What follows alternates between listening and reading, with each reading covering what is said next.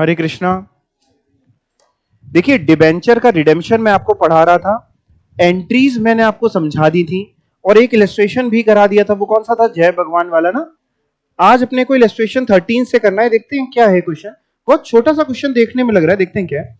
Amritsar limited issued ₹5 crore 10% debenture of ₹1,000 each eight ₹940। तो पहले तो ये समझते हैं, ये जो दिए हुए हैं 5 करोड़, ये क्या चीज दी है? रुपए दिए हैं कि नंबर ऑफ डिबेंचर दिए हैं? रुपीस साफ साफ लिखा है। और हर एक डिबेंचर की नॉमिनल वैल्यू जो है, फेस वैल्यू, वो 1000 है। इसका मतलब अगर मैं नंबर ऑफ डिबेंचर्स की बात करूं तो आप बता सकते हैं कितने नंबर ऑफ डिबेंचर्स होंगे? 50,000। आर यू श्योर भाई? क्योंकि 5 करोड़ रुपीस है, हर एक डिबेंचर 1000 रुपीस का है, तो हम लोग कह सकते हैं कि 50,000 डिबेंचर्स रहे होंगे, जिसको इन्होंने 1000 की जो नॉमिनल वैल्यू है इससे मल्टीप्लाई जब किया होगा तब इनको 5 करोड़ रुपीस मिले होंगे। बट ये डिबेंचर 1000 में इशू नहीं करे गए। कितने में इशू करे गए? 940। मतलब डिस्काउंट पे इशू करे गए। 60 रुपीस का एक डिबेंचर पे डिस्काउंट है। 60 समझ में आ रहा है ना? 1000 की नॉमिनल वैल्यू, 940 पे इशू हुआ, तो यानी 50,000 डिबेंचर्स की अगर मैं बात करता हूं तो इंटू 60 करीब 30 लाख आएगा शायद। ये 30 लाख रुपए का तो बेटा डिस्काउंट डिस्काउंट है। और क्या बोल रहे हैं? Debenture are redeemable. हमें पैसा वापस करना है इन लोगों का। सर कैसे वापस करना है? इन 5 एनुअल इंस्टॉलमेंट। यानी हमें जो पैसा लोगों का रिडीम करना है वो 5 एनुअल इंस्टॉलमेंट, 5 इंस्टॉलमेंट्स में पैसा वापस करना है। एक बात बताना, रिडेम्पशन किस प्राइस पे करेंगे? ये इस क्वेश्चन में नहीं बताया कि रिडेम्पशन हम पार पे कर रहे हैं, कि प्रीमियम पे कर रहे हैं, कि डिस्काउंट पे कर रहे हैं। ये नहीं बताया। इश्यू प्राइस बताया है कि इश्यू प्राइस डिस्काउंट पे है और डिस्काउंट हटा के 940 पे इश्यू हो रहा है। बट रिडीम किस पे होगा हमको जब कुछ नहीं बताया तो हम क्या माने? पार। यानी हम मानेंगे 1000 रुपीस पे रिडीम होगा। दैट इज टोटल 50,000 डिबेंचर्स हमें रिडीम करने। हर एक डिबेंचर 1000 रुपीस पे रिडीम होगा, यानी 5 करोड़ रुपए हमें रिडीम करने। 5 करोड़ रुपए एक बार में वापस करने हैं कि थोड़े थोड़े वापस करने हैं? थोड़े थोड़े। क्वेश्चन कह रहा है रिडीमेबल इन 5 एनुअल इंस्टॉलमेंट। 5 करोड़ रुपीस को 5 एनुअल इंस्टॉलमेंट में वापस करना है, यानी हर साल कितना वापस करना होगा? 1 करोड़। तो फर्स्ट ईयर के एंड पे 1 करोड़ रुपए वापस करेंगे, सेकेंड ईयर के एंड पे फिर 1 करोड़ वापस कर देंगे, थर्ड ईयर के एंड पे भी 1 करोड़, फोर्थ ईयर के एंड पे भी 1 करोड़, एंड फिफ्थ ईयर के एंड पे भी हम 1 करोड़ वापस कर देंगे। अब बोल क्या रहे हैं भाई साहब? कह रहे हैं पास करिएगा appropriate entries in year 1 and 2। अब मेरी बात सुनना, जिसने भी ये क्वेश्चन बनाया होगा वो बड़ा समझदार व्यक्ति रहा होगा। मतलब वो इतना इंटेलिजेंट व्यक्ति है कि उसने बिना कुछ बोले बहुत कुछ बोल दिया। उसने आपसे वर्ड यूज किया कि पास करिए एप्रोप्रिएट एंट्रीज। अगर वो हमसे कहता पास करो इशू की क्या एंट्री होगी, तो हम इशू की एंट्री दिखा देते। अगर वो कहता कि सर रिडेम्पशन की क्या एंट्री होगी ये बता दो, तो हम रिडेम्पशन की बता देते। अगर वो कहता सर ब्याज कितना देना है उसकी एंट्री बता दो, तो हम वो बता देते। अगर वो कहता सर डिस्काउंट को राइट ऑफ करने की क्या एंट्री होगी वो बता दो, तो हम वो बता देते। उसने ये सब कुछ नहीं कहा। उसने कहा पास एप्रोप्रिएट एंट्रीज ईयर 1 और ईयर 2। तो आपको क्या लगता है हमें ईयर 1 और ईयर 2 की कौन सी एंट्रीज पास करनी चाहिए? सारी। आप समझे उसने धीमे से?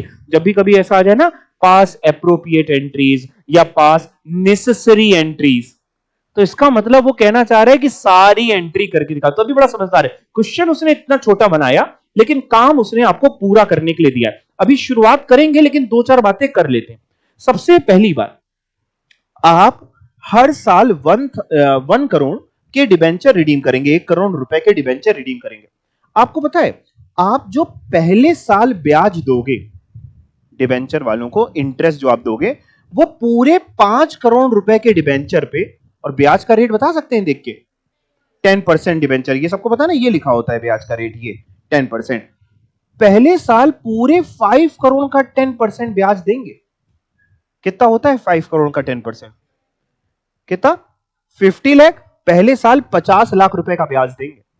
अब पता है होगा क्या, फर्स्ट ईयर के एंड पे हम 1 करोड़ रुपए वापस कर देंगे। तो सेकेंड ईयर हम जो ब्याज देंगे वो 5 करोड़ का 10% नहीं देंगे, 4 करोड़ का 10% देंगे, क्योंकि जब हमने आपके फर्स्ट ईयर के एंड पे 1 करोड़ वापस कर दिए तो सेकेंड ईयर में हमने केवल 4 करोड़ यूज करे, तो सेकेंड ईयर हम जो ब्याज देंगे वो 4 करोड़ का 10%, दैट इज 40 लाख देंगे। पूछ 2 ही साल का रहा है, लेकिन मैं आपको आगे का भी सिखा देता हूं। थर्ड ईयर हम जो ब्याज देंगे वो देंगे 3 करोड़ का 10%। आप ये बात समझ पा रहे हैं? फिर 2 करोड़ का और फिर 1 करोड़ का। रीजन मीन हम थोड़ा थोड़ा पैसा आपका वापस कर रहे हैं, तो जो पार्ट हम वापस कर दिया उसका ब्याज अगली बार थोड़ी ना देंगे, वो तो वापस कर दिया। दूसरी बात, आपने डिस्काउंट को राइट ऑफ करने का तरीका पढ़ा था लास्ट टर्म पे। 2 पढ़े थे मोटे मोटे भाई, एक पढ़ा था कैपिटल प्रॉफिट, एक पढ़ा था रेवेन्यू प्रॉफिट। कैपिटल है नहीं यहाँ पे, कैपिटल प्रॉफिट कुछ बोल नहीं रहा, तो रेवेन्यू प्रॉफिट से राइट ऑफ करना है। अच्छा, रेवेन्यू प्रॉफिट के अंदर भी मैंने आपको 2 पढ़ाए थे, एक फिक्स्ड इंस्टॉलमेंट मेथड, एक फ्लक्चुएटिंग इंस्टॉलमेंट मेथड। हमको समझ में नहीं आ रहा कि हम इस क्वेश्चन में ये जो डिस्काउंट है 30 लाख का, ये 30 लाख का डिस्काउंट तो समझ में आ रहा है हमको, लेकिन ये नहीं समझ में आ रहा है ये 30 लाख के डिस्काउंट को राइट ऑफ कौन से तरीके से करें, फिक्स्ड से करें कि फ्लक्चुएटिंग से करें। आपने सीखा था कि फिक्स से तब होगा जब वन शॉट में रिडेम्पशन होगा, एक बार में अगर रिडीम कर रहे हैं तो फिक्स से होगा, और अगर हम थोड़ा थोड़ा पैसा वापस कर रहे हैं तो आपने कहा था फ्लक्चुएटिंग से होगा। तो मेरे को बता सकते हैं क्या यहां पे क्या होगा? फ्लक्चुएटिंग से होगा। और फ्लक्चुएटिंग से जब रिडीम करते हैं तो एक रेशियो निकालना पड़ता है। वो रेशियो क्या होता है? हर ईयर की बिगिनिंग का आउटस्टैंडिंग डिवेंचर का अमाउंट, हर साल के बिगिनिंग का आउटस्टैंडिंग डिवेंचर का अमाउंट, बिगिनिंग का ना।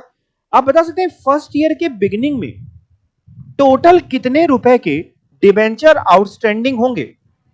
5 करोड़। सेकेंड ईयर के बिगिनिंग में 4 करोड़, क्योंकि फर्स्ट ईयर के एंड पे आप 1 करोड़ वापस कर चुके होंगे। फर्स्ट ईयर के एंड पे 1 करोड़ जब वापस कर चुके होंगे तो सेकेंड ईयर के बिगिनिंग में 4 करोड़, थर्ड ईयर के बिगिनिंग में 3 करोड़। मैं लिख दे रहा हूं, यानी फर्स्ट ईयर के बिगिनिंग में 5 करोड़ रुपए, फिर सेकेंड ईयर के बिगिनिंग में 4 करोड़ का डिबेंचर आउटस्टैंडिंग होगा, फिर 3 करोड़ का होगा, फिर 2 करोड़ का होगा, और फिर 1 करोड़।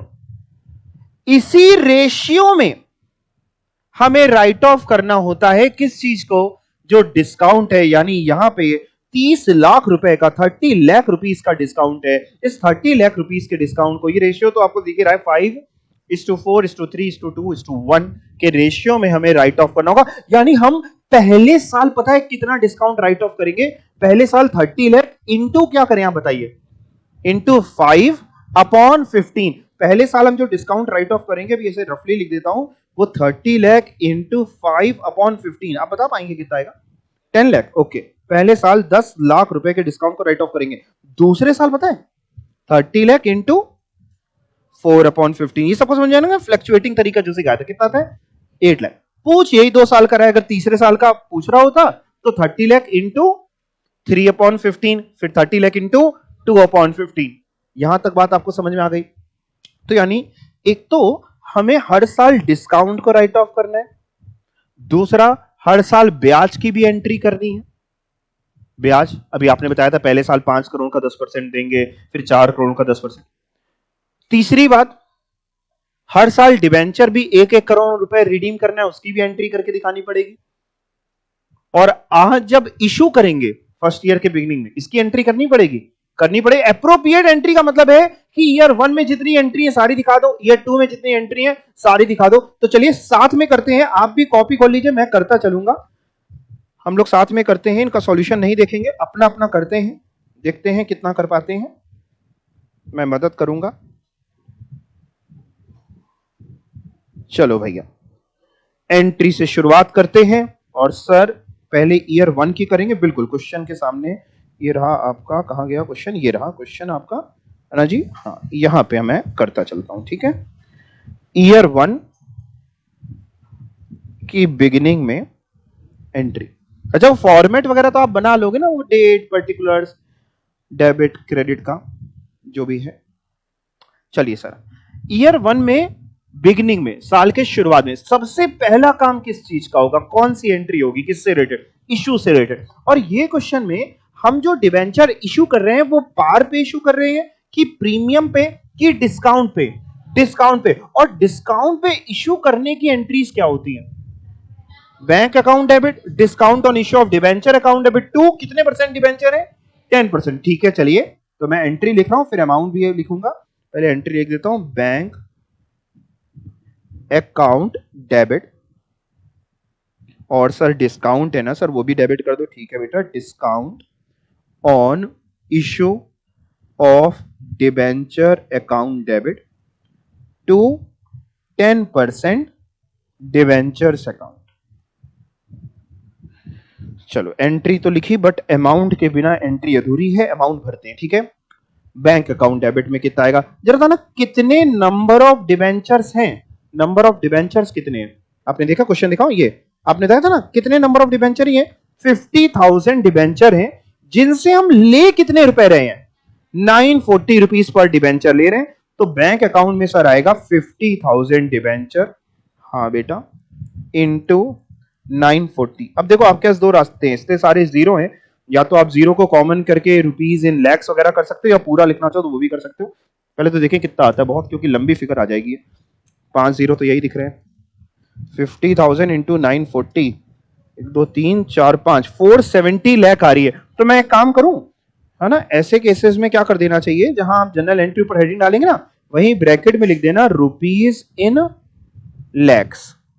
तो 5 जीरो कॉमन हो जाते हैं, 5 जीरो लिखने की जरूरत नहीं पड़ती। और अगर आप लिखना चाहें तो फिर पूरा भी लिख सकते हो, आपकी मर्जी। तो मैं यहां पे कितना लिख दूं, 470 लाख अपने आप ऊपर हो गया। अब समझ गए, वो 5 जीरो हमने हटा दिए, ऊपर लिख दिया ना लैक्स में। सर डिस्काउंट में कितना आएगा बेटा, डिस्काउंट में कितना आएगा, डिस्काउंट में 50,000 हमारे डिबेंचर्स हैं, इनटू डिस्काउंट पर डिबेंचर 60 है, दैट इज 30 लाख। कितना आएगा बेटा बताओ, तो 30 केवल 30 लिखेंगे फिर, या फिर आप ऊपर, ये नहीं कम समझ में आता है तो आप ऊपर से रुपीज इन लाख हटा देना, ये वर्ड हटा के सब में 5 जीरो और बढ़ा देना। ठीक है, टू 10% डिबेंचर में कितना आएगा, 50,000 debenture into nominal value, nominal value कितनी है 1000, जरा करिए, 500 लाख। फर्स्ट ईयर के बिगिनिंग में एक सुंदर सी एंट्री हम लोगों ने कर ली। यहां तक कोई डाउट किसी को? अब सुनना, अब फर्स्ट ईयर के बिगिनिंग में तो एंट्री हो गई, बिगिनिंग में तो और कोई काम होना नहीं है, एंड में काम होना है। अब एंड में क्या क्या काम होना है, पहले मैं काम बता देता हूं आपको, फिर एंट्रीज करेंगे। एंड में एक तो हमें ब्याज देना पड़ेगा, फर्स्ट ईयर के एंड की बात करें, ब्याज देना पड़ेगा 5 करोड़ का 10%, जो भी 50 लाख। दूसरा, एंड में ही हमें डिस्काउंट को भी राइट ऑफ करना पड़ेगा, है ना। तीसरा काम, हमें 1 करोड़ रुपए वापस भी करने हैं, 5 करोड़ में हर साल 1-1 करोड़ वापस करने हैं, याद है। तो यानी हमें पेमेंट जो करना है, अगर बैंक से जो पैसा जाएगा वो एक तो 1 करोड़ रुपए वापस करेंगे, और दूसरा हम ब्याज देंगे। अब आप चाहें तो ये जो बैंक से पेमेंट होगा दो चीजों का, 1 करोड़ रुपए और ब्याज कितना बताया आपने, 5 करोड़ का 10%, 50 लाख रुपीस। आप चाहें तो इन दोनों की एक एंट्री कर सकते हैं, चाहे तो अलग अलग कर सकते हैं। मैं दोनों पहले ओरली बोल देता हूं, फिर आप और हम जो सहमति बैठाएंगे उसके हिसाब से करेंगे। अगर अलग अलग करते हैं तो अलग अलग ऐसे कर सकते हैं कि 1 करोड़ रुपए जो वापस कर रहे हैं उसकी एंट्री हो जाएगी, जैसे 10% debenture account debit 1 crore to bank account 1 crore वापस हो गया, और ब्याज की एंट्री हो जाएगी, दूसरी एंट्री मतलब एक और entry, debenture interest account debit 50 lakh, 5 crore का 10% टू बैंक 50 लाख। और अगर मर्ज करके एक में कर दें तो एंट्री बन जाएगी 10% debenture account debit 1 crore, debenture interest account debit 50 lakh to bank 1 crore 50 lakh. मर्जी आपकी है, आप जैसा बता दो वैसा काम कर लेते हैं। मर्ज करके कर ले, आपको समझ में आएगी पक्का। तो पहले एक मिनट देख लेना फिर नोट करना, ठीक है। क्या करने वाले हैं सर, ये एंट्री कब हो रही है बेटा, हो तो ईयर 1 पे ही रही है, यहाँ पे फिर से लिख दूं क्या, चलो ईयर 1 पे ही हो रही है, लेकिन बेटा ना एंड पे हो रही है, एंड ऑफ द ईयर पे हो रही है, ठीक है। ओके, क्या एंट्री कर रहे हैं हम लोग, एंट्री हम लोग, बड़ी सुंदर सी आपने एंट्री सिखाई हमको। आपने कहा है सर 10% डिबेंचर अकाउंट डेबिट, कितने से, 1 करोड़। अब देखो 1 करोड़ मतलब 1 में 7 जीरो, रुपीज इन लैक्स आपने कॉमन लिया, नहीं 5 जीरो हटा दी तो कितना लिखे? 100 लिखे, चलेगा? 100 समझ के कैसे लिखा है हमने 100? नहीं समझ आया? 1 करोड़ था ना, 5 करोड़ में 1 करोड़ वापस करना है। 1 करोड़ में लैक्स इन कॉमन है, 1 करोड़ में 7 जीरो होते हैं। लैक्स इन कॉमन लिख रहे हो, या तो सभी में सारे जीरो लगा रहे होते तो पूरा 1 करोड़ लिख दे। लैक्स इन कॉमन है तो यहां कितना लिखूं? 1 करोड़ में 7 जीरो में 5 जीरो हटा दिए तो 100 ही बचा ना। ये 100 लाख, 100 लाख बोलो या 1 करोड़ बोलो। सर और ना ब्याज की भी एंट्री कर दो ना प्लीज। तो debenture interest account debit, debenture interest account debit. Sir कितने से कर रहे हो बेटा? यहां लिख भी दे रहा हूं छोटा छोटा कैलकुलेशन आपके लिए। 5 करोड़ का 10%, जो कि आप बता रहे हैं कितने रुपए आते हैं? 50 लाख ना। तो ये हो जाएगा 50, और लैक्स तो कॉमन है। और सर इनका पेमेंट कर दो ना to bank account 150 lakh, that is 150। क्या गिरा? आपसे कुछ गिरा ना? मैं यही पूछ रहे थे, ऐसा तो नहीं भूकंप आ गया हो? नहीं, आप ही से कुछ गिरा। ठीक है, फिर कोई बात नहीं, चलेगा। नरेशन आप लोग लिखते जाना। बताओ फर्स्ट ईयर के एंड पे और कुछ करें कि खत्म करें?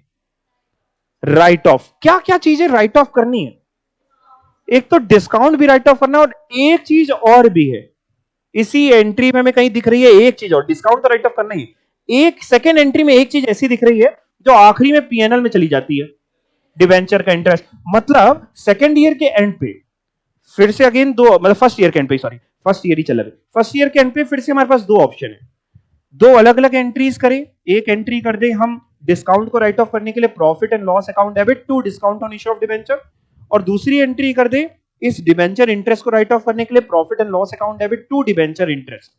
या हमारे पास एक ऑप्शन है कि हम फर्स्ट ईयर के एंड पे इन दोनों को कंबाइंड कर दें, यानी एंट्री बनेगी, अमाउंट अगर हटा दें तो एंट्री जो बनेगी बिना अमाउंट के वो बनेगी profit and loss account debit to discount on issue of debenture to debenture interest. Combined कर ले। चलिए फर्स्ट ईयर के एंड पे सर, ईयर 1 के ही एंड पे सर आप कर रहे हैं? हाँ बेटा। सर क्या एंट्री कर रहे हैं? चलो एक बार करते हैं, अमाउंट फिर साथ में भर लेंगे ना। एंट्री क्या कर रहे हैं सर आप? बेटा मैं एंट्री कर रहा हूं profit and loss account debit, ठीक है सर। टू क्या कर रहे हैं sir? To discount on issue of debenture. और सर क्या कर रहे हैं? टू एक चीज और कर रहे हैं, हाँ बेटा, टू डिबेंचर इंटरेस्ट। लिख तो लो, फिर अमाउंट की बात हम लोग करते हैं अभी साथ में।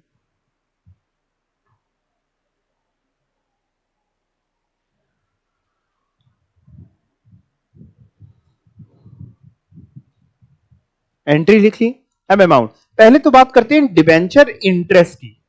डिबेंचर इंटरेस्ट तो हर साल का जितना होगा वो तो पूरा पूरा ही पीएनएल में जाएगा। जैसे इस बार 5 करोड़ का 10% 50 लाख, वो पूरा 50 लाख ट्रांसफर होगा। अगले साल 4 करोड़ का 10% देना होगा, 40 लाख। 4 करोड़ समझ गए ना, क्योंकि 1 करोड़ रिडीम हो गए। तो डिबेंचर इंटरेस्ट में तो कैलकुलेशन करने की जरूरत ही नहीं है। जितना यहां 50 लाख आया है वो यहां पे आ जाएगा टू डिबेंचर इंटरेस्ट में हमारा 50 लाख, ये 50 और लैक्स में तो बताई।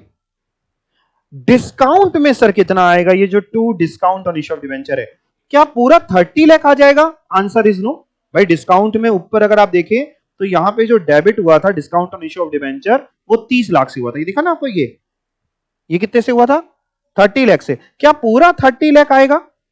क्या पूरा 30 लाख एक ही बार में राइट ऑफ कर देंगे? नहीं, अभी आपने रेशियो निकाला था, उस रेशियो में फ्लक्चुएटिंग मेथड आपने कहा ना, क्योंकि हर साल थोड़ा थोड़ा रिडीम कर रहे हैं। तो आपने कहा पहले साल के बिगिनिंग में 5 करोड़ आउटस्टैंडिंग है, फिर सेकंड ईयर के बिगिनिंग में 4 करोड़, फिर थर्ड ईयर के बिगिनिंग में 3 करोड़, फिर फोर्थ ईयर के बिगिनिंग में 2 करोड़, फिफ्थ ईयर के बिगिनिंग में 1 करोड़। तो आपने बताया था 5:4:3:2:1 के रेशियो में इस 30 लाख को राइट ऑफ करेंगे। आपने पहले साल का कैलकुलेट भी कर दिया था, 30 लाख इंटू 5/15 किया था आपने। कितना आया था? 10 लाख। तो यानी फर्स्ट ईयर के एंड पे हम 10 लाख ये राइट ऑफ करेंगे, 10 लाख, 10 लाख डिस्काउंट को राइट ऑफ करेंगे। और सर पीएनएल में फिर कितना आएगा बताओ? आप बता सकते हैं? ये 10 है, 50 है, ठीक है जी 60। सर डिस्काउंट में कैसे आया ये 10 लाख? यही छोटा छोटा लिख दो ना सर प्लीज। मैं लिख दूं, लिख देता हूं 30 लाख रुपीस इंटू 30 लाख को इंटू किया है 5 से अपॉन 15। सर क्या इसका वर्किंग नोट एक छोटा सा बना के दिखा देंगे? बिल्कुल बेटा, आपको थोड़ा सा एक छोटा सा वर्किंग नोट तो दिखाना ही पड़ेगा कि फ्लक्चुएटिंग मेथड लगाया है और ये रेशियो हर साल का बिगनिंग आउटस्टैंडिंग जो है इतना है, तो ये 5:4:3:2:1 के रेशियो में हमें राइट ऑफ किया है। अब बताओ बेटा, फर्स्ट ईयर के एंड पे और कुछ होगा?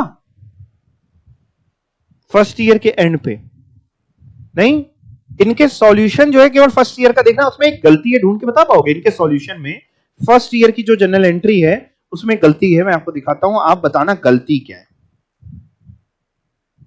आप अपनी एंट्री से टैली कर लो, आपको गलती दिखाई दे जाएगी। क्या? नहीं, डिस्काउंट तो ठीक ही लिखा है, डिस्काउंट तो कहीं कुछ गलत नहीं लिखा है, राइट ऑफ वाले में भी गलती नहीं। ये 3 एंट्रीज जो हैं यही आपने जो करी, कंपेयर कर लो, आपको गलती ढूंढ जाएगी। हाँ, इन्होंने फर्स्ट ईयर के एंड पे 1 करोड़ रिडीम करने की एंट्री ही नहीं करी है, वो भूल गए हैं। यानी सेकेंड एंट्री जो है इसमें गलती का, इसको सुधार कर लेते हैं। सेकेंड एंट्री में एक चीज और डेबिट होगी, क्या? 10% डिबेंचर अकाउंट डेबिट होगा। 1 करोड़ ये भी वापस करेंगे, तो पूरा 1 करोड़, इन्होंने सारे जीरो लिखे, हम भी सारे लिख देते हैं, 1 2 3 4 5 6 7, और ये 1 करोड़ 10% डिबेंचर अकाउंट में आएगा, फिर डिबेंचर इंटरेस्ट में 50 लाख, टू बैंक में कितना आ जाएगा? टू बैंक में भी तो चेंज करना पड़ेगा ना, यहाँ पे 1 और जोड़ दे, 1 करोड़ 50 लाख, 1 करोड़ 50 लाख। बाकी सेकंड ना देखना, सेकंड हम लोग साथ में करेंगे। इतनी बात आपके समझ में आ गई? पक्का? बाकी तो सब सही है, मिला लीजिए। सेकेंड ईयर में चले, चलो अब पहले सेकेंड ईयर पे थोड़ी चर्चा करते हैं, फिर एंट्री करेंगे। देखो भैया, जैसे फर्स्ट ईयर के बिगिनिंग में ये इशू की एंट्री हुई थी, क्या सेकेंड ईयर में भी इशू की एंट्री करनी पड़ेगी? फिर से इशू की एंट्री तो नहीं करनी पड़ेगी, वो तो एक ही बार हुआ, यानी सेकेंड ईयर के बिगिनिंग में कोई काम नहीं होगा। हाँ, सेकेंड ईयर के एंड पे काम होगा। अब सेकेंड ईयर के एंड पे, जैसे फर्स्ट ईयर के एंड पे आपने 1 करोड़ रुपए ये वापस करे थे 10% डिवेंचर, क्या वापस करेंगे? Answer is yes, 1 crore second year के एंड पे वापस करेंगे। क्या सेकेंड ईयर के एंड पे ब्याज देंगे जैसे फर्स्ट ईयर में दिया था? तो क्या यही 50 लाख का ही ब्याज देंगे? Answer is no. कितने का ब्याज देंगे? 4 करोड़ का 10%, दैट इज 40 लाख का। ठीक है ना? तो सेकेंड ईयर के एंड पे हम ये एंट्री करेंगे, ये सेकेंड वाली एंट्री, बट अमाउंट थोड़ा चेंज करेंगे, अभी साथ में करवाता हूं। फिर उसके बाद पीएनएल से हम जब राइट ऑफ करेंगे, आप इतना बता दो, पीएनएल से जब राइट ऑफ करोगे तो ये जो 2 discount on issue of debenture में हमने फर्स्ट ईयर के एंड पे 10 लाख लिखा है, सेकेंड ईयर में भी 10 ही लाख रहेगा, वो रेशियो चेंज हो जाएगा। तो इतना दिमाग लगा के बस करना है। यानी सर आप कह रहे हैं सेकेंड ईयर के एंड पे 2 एंट्री? हाँ बेटा, मैं करा रहा हूं साथ में, आओ। ईयर 2 के एंड पे, ओके सर। सर क्या एंट्री? देखो, एक तो बेटा इनका पैसा वापस करना है, तो 10% डिबेंचर अकाउंट डेबिट। सर कितना वापस करे बेटा? 1 करोड़, और तुमने रुपीज इन लैक्स कॉमन लिए हैं, तो 100 लाख बोलो या 1 करोड़ बोलो। और सर इनको ना ब्याज भी दो ना सर, इनको, ठीक है, ब्याज भी देना चाहिए हम लोगों को। Debenture interest account debit. Sir अब 5 करोड़ का 10% मत देना, क्योंकि पिछले साल फर्स्ट ईयर के एंड पे 1 करोड़ वापस हो गए थे, तो सेकंड ईयर आपने केवल सर 4 ही करोड़ यूज करे उनके। ठीक है बेटा, अच्छा बता दिया तुमने। 4 करोड़ का 10% यानी 40 लाख, तो ये ऊपर 100 लाख, ये 40 लाख। 2 क्या कर दें बेटा? 2 बैंक अकाउंट, पैसा दे दो सर इनको 140। सर ईयर 2 पे एक काम और कर दो, ईयर 2 के एंड पे राइट ऑफ करने का। तो राइट ऑफ करने के लिए हम क्या कर सकते हैं? हम profit and loss account debit कर दें। ठीक है सर, 2 क्या कर दें बेटा? सर एक तो ना 2 डिबेंचर इंटरेस्ट कर दो ना सर, ठीक है, और भी बेटा एक चीज और राइट ऑफ करा दो ना sir, 2 discount on issue of debenture कर दो। कुछ भी आप पहले लिख सकते हो, आप पहले 2 discount on issue of debenture लिख लो, फिर 2 डिबेंचर इंटरेस्ट लिख लो, या ये पहले लिखो, कुछ भी कर लो। 2 discount on issue of debenture. Sir debenture interest में तो पूरा 40 लाख ही आएगा, ये तो हर साल का जितना होता है ना उतना राइट ऑफ करते हैं। हाँ बेटा। सर डिस्काउंट वाले में कितना आएगा? देखो डिस्काउंट टोटल था 30 लाख रुपए का, और 5:4:3:2:1 में बांट रहे हो, यानी दूसरे साल का 4 हुआ इंटू 4/15, जो क्या बता रहे हैं 8 लाख, और यहां पे आ जाएगा 48 लाख। अगर ये सुंदर सा वो क्वेश्चन दे दे तो देखिए बनाने वाले ने इससे आपके सारे कॉन्सेप्ट्स को चेक कर लिया, सारे कॉन्सेप्ट जांच लिए। उसने ये भी जांच लिया कि बच्चे को इशू की एंट्री आती है कि नहीं, उसने ये भी जांच लिया बच्चे को रिडेम्पशन आता है कि नहीं, उसने ये भी जांच लिया बच्चे को ब्याज देने की एंट्री आती है कि नहीं, उसने ये भी जांच लिया कि बच्चे को डिस्काउंट को राइट ऑफ करने की एंट्री आती है कि नहीं, उसने ये भी जांच लिया कि पीएनएल में आप बाद में डिवेंचर इंटरेस्ट राइट ऑफ कर पाएंगे कि नहीं। और उसने देखिए बनाने वाले ने बड़ी मेहनत की, उसने ना आपके ज्यादा पसीने नहीं बहाए, आपसे केवल कहा कि 2 साल की एंट्री दिखा दो, क्योंकि जो बच्चा ईयर 1 और 2 की कर लेगा वो 3, 4, 5 की भी तो कर ही लेगा। तो उसने कहा ज्यादा मेहनत हमें नहीं करानी, केवल ईयर 1 की और ईयर 2 की अप्रोप्रिएट एंट्रीज दिखा दो। क्लियर हो गया? एंट्रीज नोट कर लीजिए, फिर आपको एक छोटा सा होमवर्क दे देते हैं, है ना, साथ साथ में थोड़ा थोड़ा होमवर्क भी लेते चलेंगे। एंट्री नोट कर ली है? अच्छा, अभी एक तो मिला भी लो ना, ईयर 2 में देख लो इनसे, इनके और हमारे में कोई अंतर है कि सेम है? ईयर 2 में कोई गलती नहीं इन्होंने। होमवर्क ये है आपका कि आपको इस क्वेश्चन में घर पे ये 2 ईयर की तो दोबारा करनी है, इसके अलावा ईयर 3 की, ईयर 4 की एज वेल एज ईयर 5 की कर लेंगे। हर साल 2-2 एंट्री होंगी, अमाउंट देख के सोच के करना। कर पाओगे कि मैं करा दूं? अभी कर ले, टाइम मिलेगा आपको, घर वाले बहुत काम करा, टाइम समय मिल जाएगा। चलो ठीक है सर, ये तो हो जाएगा, लिख लो होमवर्क वहां पे।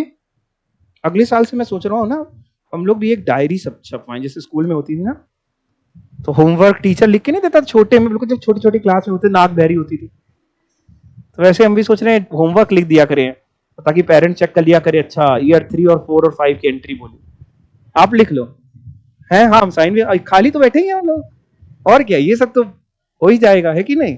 खाली तो ही सब लोग। चले आगे, चलिए भाई ये तो हो गया। अब सर क्या सिखाओगे?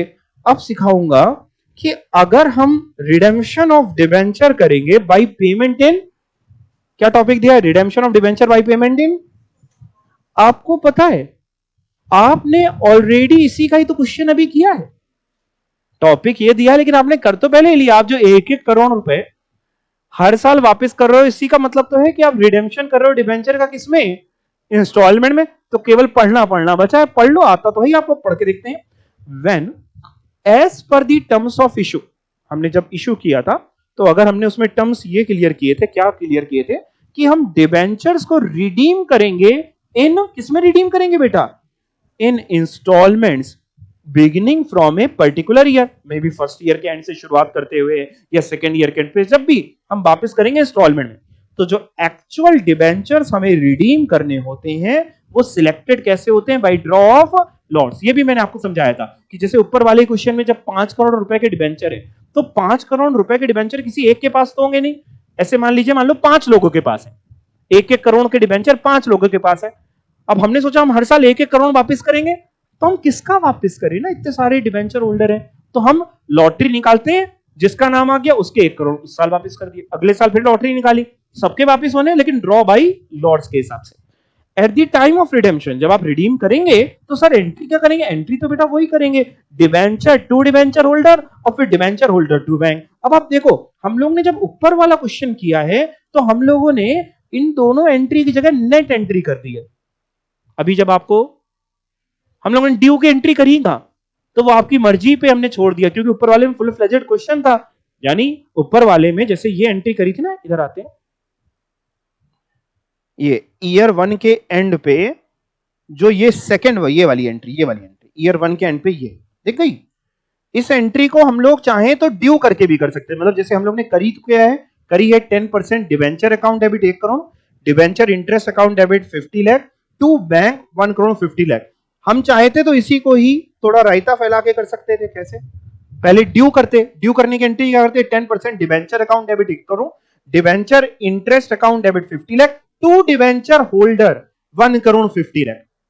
और फिर अगली एंट्री एक और करनी पड़ती, debenture holder account debit to bank 1 crore 50 lakh. तो अगर आप वो भी करते तो भी आपको कोई दिक्कत नहीं, पूरे नंबर मिलते। तो वो इन्होंने यहां ऐसे लिख दिया। तो डिपेंड करता है, अगर मान लो केवल देखो, अगर क्वेश्चन में केवल हमें रिडेम्पशन की एंट्री दिखानी है तो हम 2 में कर देंगे, लेकिन जहां बहुत सारा काम होता है वहां नेट भी आप कर सकते हैं। क्लियर हो गया? समझ में आ गया? Debenture to debenture holder to bank, बहुत सारा काम हो तो debenture account debit to bank भी कर देंगे, चल जाएगा। और इसका क्वेश्चन ऑलरेडी हम लोगों ने कर लिया है। कौन सा रेफर कर सकते हैं आप? कौन सा इलस्ट्रेशन नंबर था वो? 13 जो भी था अभी ऊपर वाला जो किया है, ठीक है। अगला टॉपिक बड़ा इजी है, redemption of debenture bye conversion. यानी हम यहां पे कर क्या रहे हैं, इंपॉर्टेंट दिमाग कर रहे हैं, हम कर क्या रहे हैं, हम डिबेंचर वालों का पैसा नहीं वापस कर रहे, तो फिर क्या कर रहे हैं, हम उनको शेयर्स में कन्वर्ट कर दे रहे हैं कि सर आप अपने डिबेंचर्स हमको दे दीजिए सर, और आप हमसे बदले में शेयर्स ले लीजिए। आमतौर पे होता क्या है, आपने पढ़ा था कि एक होते हैं कन्वर्टेबल डिबेंचर्स। तो आमतौर पे होता क्या है, कंपनी जब इश्यू करती है तो उसमें क्लॉज डाल देती है कन्वर्टेबल डिबेंचर की जब मैच्योरिटी होगी तो हम डिबेंचर होल्डर की मर्जी से, अगर डिबेंचर होल्डर कहेगा तो हम इसको कन्वर्ट कर देंगे शेयर्स में, और अगर कहेगा तो हम उसको क्या दे देंगे, उसका पैसा दे देंगे। अगर उसको नहीं कन्वर्ट कराना है तो क्या दे देंगे, पैसा दे देंगे। तो हमसे क्या होगा, हमसे तो एग्जाम में जैसा बोलेगा हम वैसा कर लेंगे। तो आज पढ़ते हैं शेयर्स में कन्वर्ट करने की क्या एंट्री होगी। अगर पैसा देंगे तो एंट्री आपको ऑलरेडी आती है, पैसा ही देने की तो एंट्री करी अभी तक, debenture account debit to debenture holder, फिर debenture holder account debit to bank. Shares में कन्वर्ट करेंगे तो सर क्या करेंगे, बड़ा इजी है, पहले पढ़ते हैं। A company can issue convertible debenture, it means that the debenture would be converted into new class of debenture ही दे देंगे, या तो डिबेंचर के बदले में डिबेंचर, न्यू क्लास मतलब नए रेट ऑफ इंटरेस्ट के। मे बी सपोज करिए आपके पास डिबेंचर थे let's say 10% rate of interest, हमने कहा सर ये वापस कर दीजिए, हम इसके बदले आपको दूसरे डिबेंचर 12% रेट ऑफ इंटरेस्ट वाले दे देते हैं। तो क्वेश्चन बताएगा, या डिबेंचर के बदले में डिबेंचर ना देके क्या दे सकते हैं, शेयर्स। तो सर एंट्री क्या होगी, अब देखो अगर हम जैसे शेयर्स दे रहे हैं, लेट्स से शेयर या तो पार पे दे रहे होंगे हम, मतलब डिबेंचर को कन्वर्ट करके शेयर दे रहे होंगे किस पे, पार पे, या किस पे दे रहे होंगे, प्रीमियम पे। अगर पार पे दे रहे हैं तो debenture account debit to share capital account. अब रुकना इसी में एक मिनट, क्या एंट्री लिखी, debenture account debit to share capital.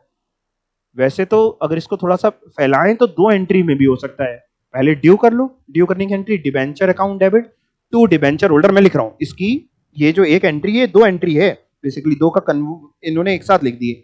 एक तो होना चाहिए debenture account debit to debenture holder, और दूसरी एंट्री होनी चाहिए, होल्डर समझ गए ना, दूसरी होनी चाहिए debenture holder to share capital. इन्होंने दोनों को मर्ज कर दिया, तो इन्होंने डिबेंचर टू डिबेंचर होल्डर, फिर debenture holder to share capital ना करके डिबेंचर टू शेयर कैपिटल।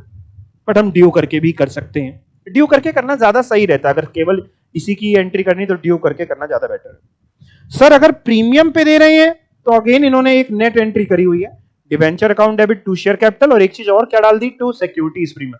अगर आप चाहें तो इसको भी दो एंट्री में, अब आप समझ गए होंगे शायद, दो एंट्री में करेंगे तो एक एंट्री बनेगी डिबेंचर टू डिबेंचर होल्डर, दूसरी एंट्री बनेगी debenture holder debit to share capital, ऐसे लिख दे रहे हैं, और टू एसपीआर लिख दे रहे हैं।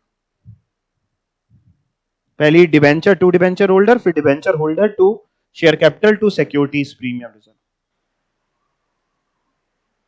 यहां तक कोई दिक्कत? अगला जो क्वेश्चन आ रहा है इसको very very very very important mark कर लीजिए। अगर मेरे को पेपर बनाने को मिले न्यू सिलेबस में या ओल्ड सिलेबस में, मैं ये क्वेश्चन जरूर दूंगा, ये क्वेश्चन मैं जरूर दूंगा। तो मेरे को अंदर से ऐसा लग रहा है कि इसके आने की संभावना है, न्यू में भी दिया है, ओल्ड में भी दिया है, ओल्ड में भी पूछ सकता है। बढ़िया बेहतरीन क्वेश्चन है, देखते हैं क्या है, पढ़े। बीमा लिमिटेड हैड इशू क्या 11%, 11% तो आप जानते हैं रेट ऑफ इंटरेस्ट है, 11% 5 lakh debentures of rupees 100 each. ये 5 लाख रुपीज है कि 5 लाख नंबर ऑफ डिबेंचर, क्या है ये, नंबर ऑफ डिबेंचर है। हर एक डिबेंचर बेटा कितने का है, इशू कितने पे किया था, 100 पे। ईच रिडीमेबल ऑन, रिडीम होने हैं 31 मार्च 2019 को एट ए प्रीमियम ऑफ 5%। मतलब हमें जो रिडीम करने हैं वो 100 रुपए भी रिडीम नहीं करने, 5% प्रीमियम मतलब हो गया 5 रुपए का प्रीमियम, 100 का 5%, 5 रुपए यानी 105। मतलब जो हमें रिडीम करने हैं वो ऐसे करने हैं कि 5 लाख डिबेंचर इंटू 105 का मानते हुए करना है, जो भी आएगा इंटू 105 का मानते हुए। द कंपनी ऑफर्ड, बहुत ध्यान से क्वेश्चन पढ़िएगा, the company offered 3 options to debenture holder as under. Company ने डिबेंचर होल्डर्स वालों को बुलाया टोटल 5 लाख डिबेंचर्स वालों को बुलाया, बहुत सारे डिबेंचर्स होल्डर रहे होंगे, टोटल जिनके पास 5 लाख डिबेंचर थे उनको बुलाया और उन सबको कितने ऑप्शंस दिए?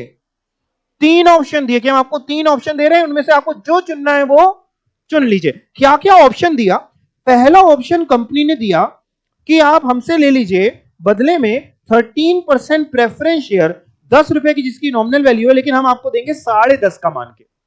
यानी बदले में या तो आप हमसे क्या ले लीजिए, प्रेफरेंस शेयर ले लीजिए। 13% क्या चीज है?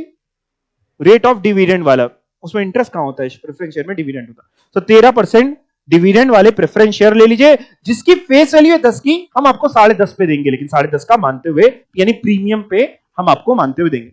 या फिर अगर आप चाहिए तो आप हमसे बदले में 14% डिवेंचर ले लीजिए, 100 रुपए का, और पार पे हम आपको दे देंगे। आपके पास है कितने वाले डिवेंचर? भी 11% वाले। आप बदले में चाहें तो 14%, जो आपकी मर्जी वो कर लीजिए। या तीसरा काम, अगर आपको दोनों नहीं चाहिए तो अपना पैसा ले लीजिए 105 रुपए के हिसाब से, आपका जो भी पैसा बनता है अपना लीजिए और चलते बनिए। तीनों ऑप्शन दे दिया। अब देखते हैं किसने क्या चुना। The options were accepted as under. कैसे क्या ऑप्शन लोगों ने एक्सेप्ट करे? Total 5 lakh number of debenture थे। देखते हैं क्या बता रहे। ऑप्शन नंबर 1 जो है, कौन सा था ऑप्शन नंबर 1? प्रेफरेंस शेयर वाला। ऑप्शन नंबर 1 कितने ने चुना? By holders of 1 lakh debenture. 1 lakh debenture वालों ने कहा ठीक है सर, हमको आप प्रेफरेंस शेयर दे दीजिए। ऑप्शन 2 कितने लोगों ने चुना? ये भी 1 लाख डिवेंचर्स वाले, दूसरे 1 लाख रहे होंगे, इन्होंने कहा हमको डिवेंचर्स दे दीजिए सर। ऑप्शन 3 कितने लोगों ने चुना? 3 लाख। हो गए ना, 5 लाख का हिसाब हो गया।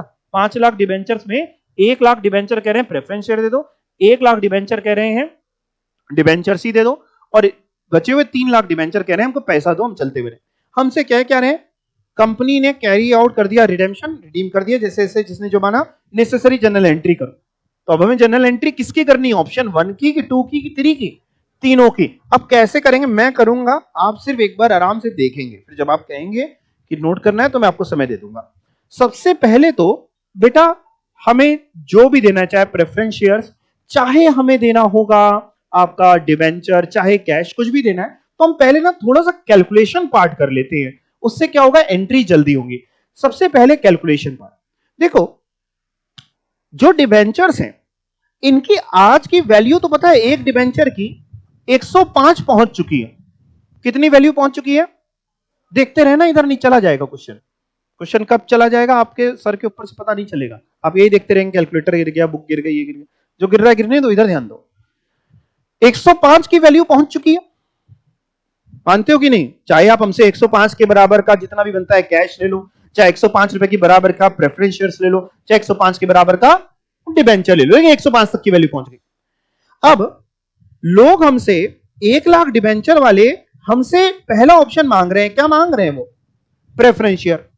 यानी 1 लाख डिबेंचर वाले हमारे पास आए, उनकी अब की वैल्यू कितनी पहुंच चुकी है? क्या उनकी डिबेंचर की वैल्यू 100 रुपए बची है? कितनी पहुंच चुकी है? 105 पहुंच चुकी है। जरा 1 लाख इंटू 105 करो। 1 लाख, मैं भी कर रहा हूं यहां पे, 1 लाख डिबेंचर्स वाले आपके पास आए हैं, और पता है उनके डिबेंचर्स की वैल्यू अब 105 के बराबर पहुंच चुकी है। तो ये बनता है 105 लाख। ये रुपए है क्या है? रुपए हैं, रुपए हैं, रुपए। 105 लाख रुपए की वैल्यू के डिबेंचर्स वो लोग लेके आए। कितनी वैल्यू के लेके आए आपके पास? 105 लाख रुपए की वैल्यू के डिबेंचर। बदले में चाहते क्या है? प्रेफरेंस शेयर्स लेना। अब सुनिए, आपने उनसे कहा है कि सर हम आपको इसके बदले में प्रेफरेंस शेयर देंगे। कौन सा प्रेफरेंस शेयर देंगे? कितनी फेस वैल्यू वाला? 100 फेस वैल्यू वाला नहीं देंगे। कितनी वाला? 10 वाला। और देंगे कितने पे? 10.5। जब तक आप इसमें number of preference share to be issued नहीं निकालेंगे, कभी भी जनरल एंट्री सही हो ही नहीं सकती, अमाउंट गलत हो जाएगा। आपको इसमें निकालना पड़ेगा कितने नंबर ऑफ हमें प्रेफरेंस शेयर इशू करने पड़ेंगे। इसका बड़ा सिंपल तरीका होता है, बड़ा सिंपल तरीका होता है कि हमें कितने number of preference shares issue करने पड़ेंगे। इसका बड़ा सिंपल तरीका है, टोटल कितनी वैल्यू वाले लोग आपके पास आए हैं? 105 डिवाइड बाई आप जो दे रहे हैं, आज क्या देंगे? Preference share. उसका इशू प्राइस बता दो। आज जो चीज दोगे उसका इशू प्राइस 10.5 डिवाइड बाई 10.5। जरा करो, ये 105 लाख है ना, 105 लाख, जरा 105 लाख डिवाइड बाई 10.5। यानी नंबर ऑफ प्रेफरेंस शेयर आप जो दोगे वो 10 लाख प्रेफरेंस शेयर, ये नंबर आए 10 लाख प्रेफरेंस शेयर। इसकी जरूरत पड़ेगी जनरल एंट्री करते समय, बिना इसके एंट्री नहीं होगी। कैसे निकाला सर आपने, फिर से बताइए। देखो आपके पास आज जो लोग चल के आए हैं प्रेफरेंस शेयर लेने, वो 1 लाख डिबेंचर्स वाले आए हैं, उनकी वैल्यू 105 पहुंच चुकी है। उनसे आपने कहा था कि भैया अब आपकी वैल्यू 100 नहीं बची 105, तो यानी आपके पास टोटल 105 लाख रुपए की वर्थ के डिबेंचर्स आए हैं जिनको चाहिए प्रेफरेंस शेयर, 105 लाख रुपए की वर्थ के। आपने उनसे कहा हम प्रेफरेंस शेयर देंगे 10 वाला, लेकिन 10.5 पे देंगे, 50 पैसे के प्रीमियम पे। तो कितने प्रेफरेंस शेयर हम उनको दें? इसका तरीका क्या होगा? 105 लाख रुपए की वर्थ वाले आए divide by issue price. Sir मतलब अगर पार पे ही प्रेफरेंस शेयर दे रहे होते तो हम 10 से डिवाइड करते, प्रीमियम पे दे रहे हैं तो 10.5 से, डिस्काउंट पे दे रहे होते, डिस्काउंट पे शेयर्स नहीं दे सकते ना अगर, लेकिन तब भी थ्योरेटिकली बन गया, तो 9 पे दे रहे हैं तो डिवाइड बाय 9, वैसे बनेगा नहीं। इसी सेम तरीके से एक कैलकुलेशन और करना पड़ेगा आपको। ऑप्शन 2 भी तो है। ऑप्शन 2 क्या है? डिबेंचर्स। वो भी तो कह रहे हैं साहब, ऑप्शन 2 वाले 1 लाख वाले कह रहे हैं सर हमको क्या दे दो, सर हमको क्या दे दो, सर हमको दे दो डिबेंचर्स दे दो। तो इनको भी तो हमें निकालना पड़ेगा कितने नंबर ऑफ डिबेंचर्स देंगे। सर कैसे निकालेंगे? सेम तरीके से करेंगे। कैसे करेंगे सर? देखो सेम तरीके से समझते हैं। देखो बेटा, कितने लोग आए हैं डिबेंचर्स मांगने? 1 लाख पुराने वाले डिबेंचर्स वाले आए हैं, जिनकी वर्थ पुराने वालों की है कितनी? 105 के हिसाब से 105 लाख। आप देखो ये कैलकुलेशन तो सेम है जो ऊपर प्रेफरेंस शेयर में भी किया है। सर नंबर ऑफ डिबेंचर कितने दोगे ना सर, वो कैसे निकालोगे? वैसे ही निकालेंगे, बस थोड़ा दिमाग लगा के। क्या करेंगे? नंबर ऑफ कितने परसेंट है? नए वाले 14% है, तो लिख दे रहा हूं 14% डिबेंचर, यानी इससे समझ आएगा नए वाले, है ना। Number of 14% debenture to be issued. Sir वो कैसे निकालोगे? देखो जितने रुपए की वर्थ वाले आपके पास आए, 105 लाख रुपए की वर्थ वाले आए हैं, डिवाइड बाई आप जो नए डिबेंचर्स दे रहे हो उसका इश्यू प्राइस एक डिबेंचर का कितना है? 100 रुपए पे, तो डिवाइड बाई 100 जरा करो ना,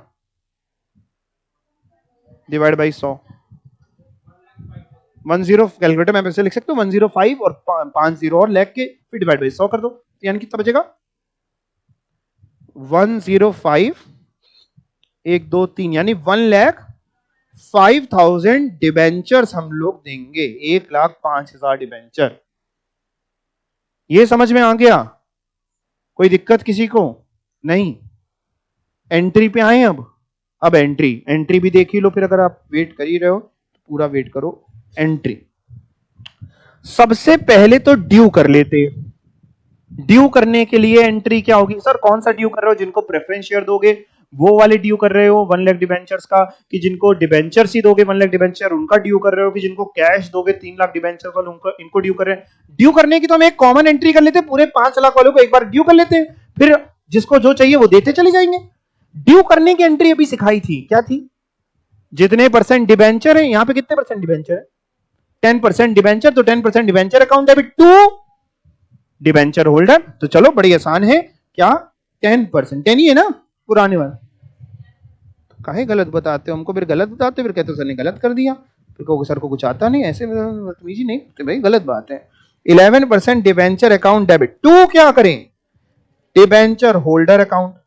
अच्छा सर कितने से करेंगे? बेटा नंबर ऑफ टोटल डिबेंचर्स कितने थे? 5 लाख थे, है ना, इनटू कितने की वर्थ के हो गए ये? 105। जरा करना 5 लाख इंटू 105। इसमें भी लैख कॉमन ले लूं क्या? चलेगा? यहां ऊपर लिख देता हूं जनरल एंट्री में कि ये रुपीज इन लैक्स हैं, ठीक है ना। तो 5 0 अगर हटा के लिख दूं 525 आता है ना, 525 लाख।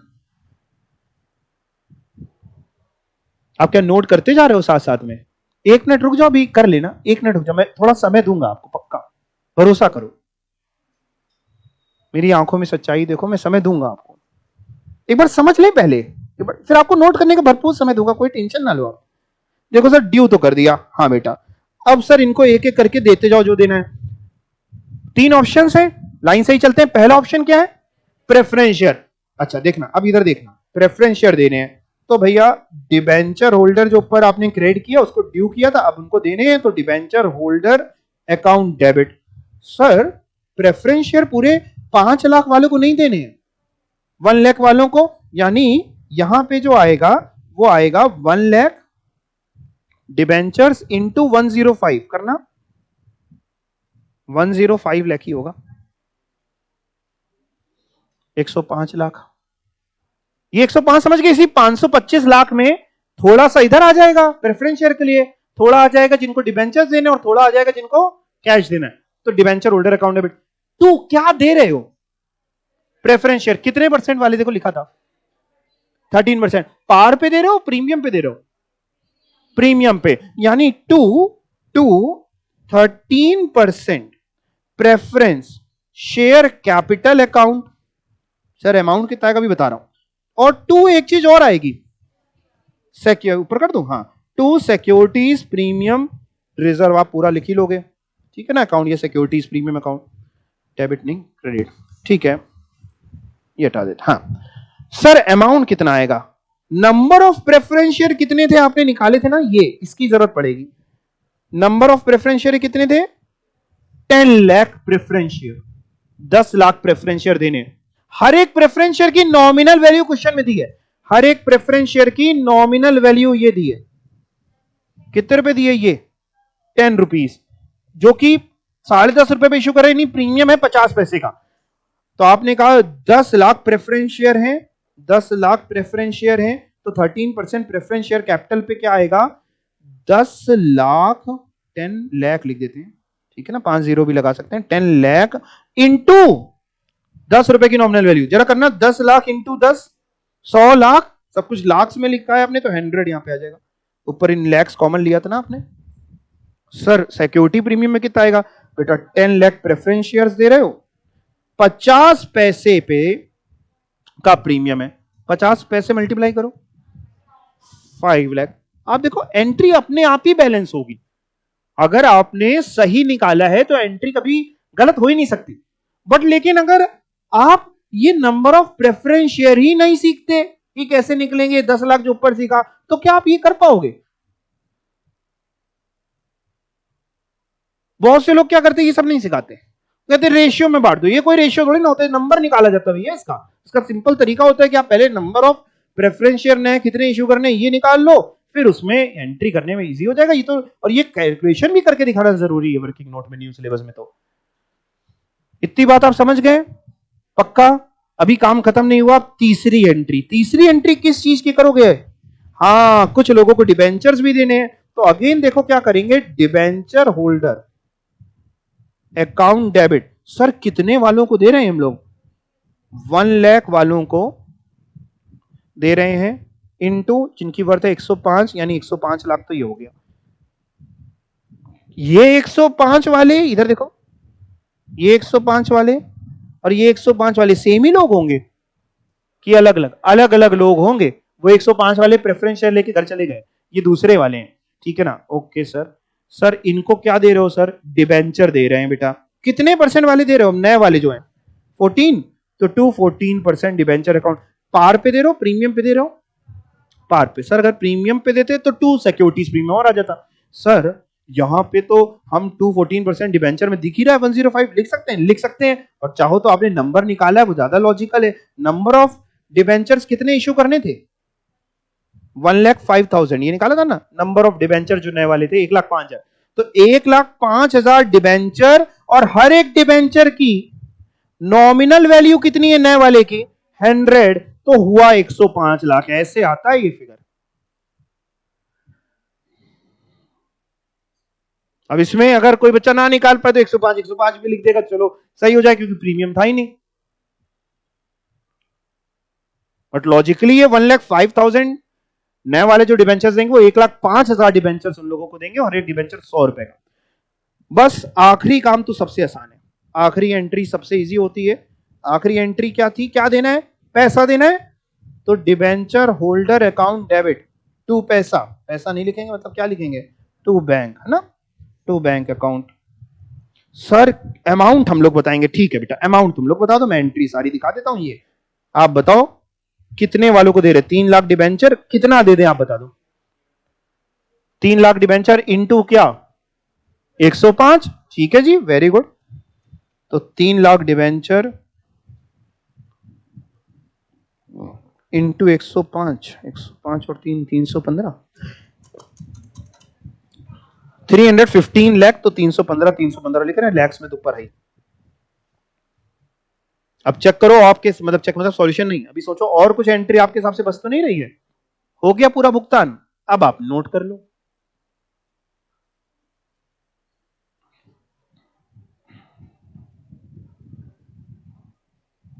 अच्छा एक बात बताओ, जैसे आप लोगों ने बहुत सारी बुक्स देखी होंगी छोटे से अभी तक, तो पहले सॉल्यूशन दिया होता है फिर वर्किंग नोट दिया होता है, कि पहले वर्किंग नोट दिया होता है फिर सॉल्यूशन दिया होता है?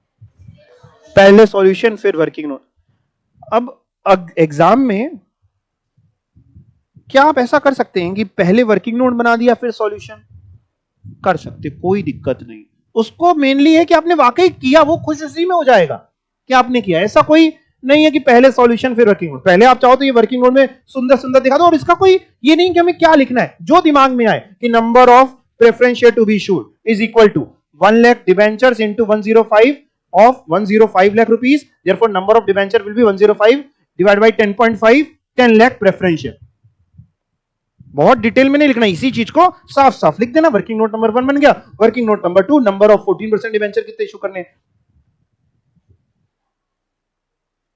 और अगर आपको लगता है कि नहीं पहले एंट्रीज करेंगे, तो दिमाग में अगर आप एंट्री सोच पाओ कि भैया 4 एंट्री बनेंगी, इतनी लाइनें छोड़ देते, उसके नीचे वर्किंग नोट कर लेते हैं, जैसा आपको चाहिए। एग्जाम में बस करके आना है, छोड़ना कुछ भी नहीं है।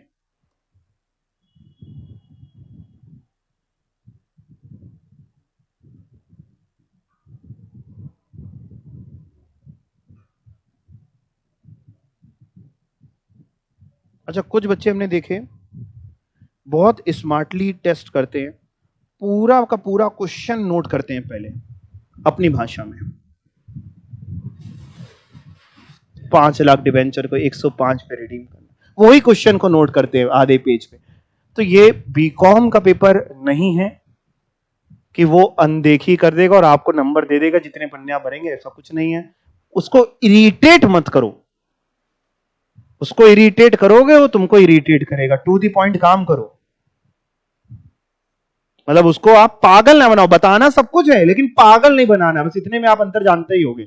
आप जब लिख रहे होते हो, कुछ बच्चे ने क्या किया, वो बिल्कुल पागल बनाते हैं सामने वाले को कि भैया हमने देखो लिख दिया इतना सब, इतना सब क्या क्वेश्चन ही तो लिख दिया आपने। ऐसा नहीं करना है, बीकॉम नहीं है ये, खास करके प्रैक्टिकल पेपर्स में। थ्योरेटिकल में तो आप थ्योरेटिकल टीचर से पूछ लीजिएगा, ऊपर कर देगी। लीजिए एंट्रीज, और अगर आप ये रुपीज इन लैक्स में कंफर्टेबल नहीं है तो आप पूरे 5 जीरो भी लगा देंगे तो कोई दिक्कत नहीं है।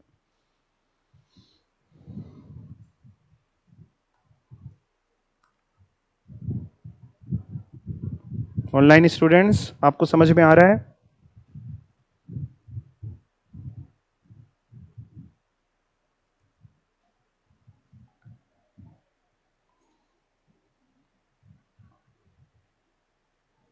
आप सबने इस क्वेश्चन को very very very important mark कर लिया है, ठीक है?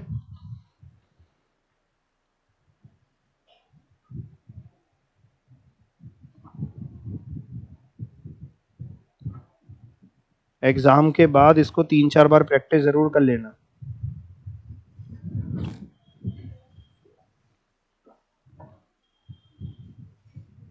बाकी आप समझदार खुद ही हैं।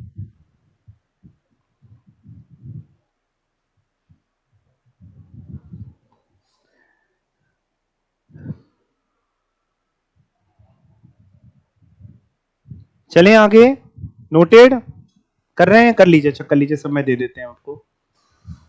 बोला है तो समय दे देते हैं, ऐसा नहीं है, समय दे देना चाहिए।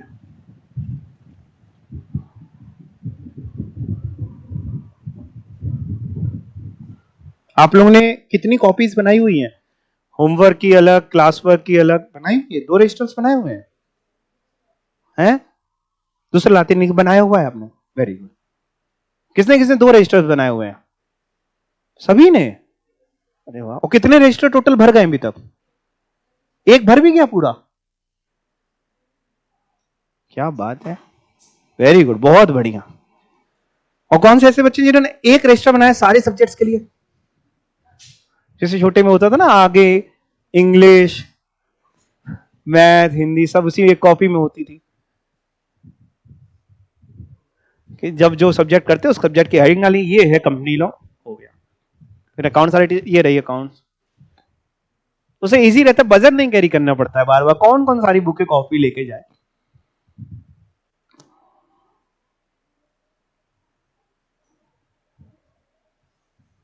खूब प्रैक्टिस करिए, खूब रजिस्टर आप भरिए,